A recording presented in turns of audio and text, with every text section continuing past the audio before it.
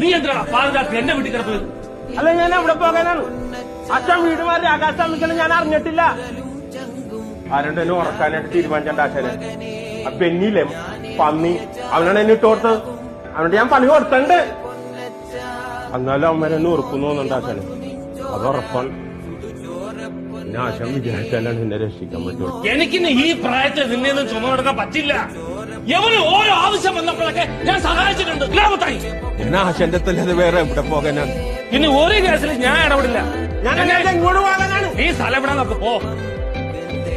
അച്ഛനെ, അവര് ചെറിയ ടീമല്ല, കിടിലൻ ടീമാണ്. അമ്മരെന്നെ ഉറക്കും.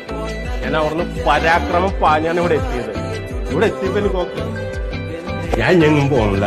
ഞാൻ ഇവിടെ അങ്ങോട്ട് നിൽക്കാൻ ഇവിടെ ഒന്നും പേടിക്കണ്ടല്ല. ഇവിടെ ആര് കയറി വരാനാണ്? ഹലോ കൃഷ്ണ, എങ്ങടാ? എന്ത് വേഷം? ഒരു പ്രശ്നമില്ല. പാഞ്ചേട്ടൻ പറഞ്ഞാടാ എന്റെ ശരി. ഈ നഗരത്തിന് ഗംഗയ വേണ്ട. കലഹിച്ചു മരിക്കും നിവിടം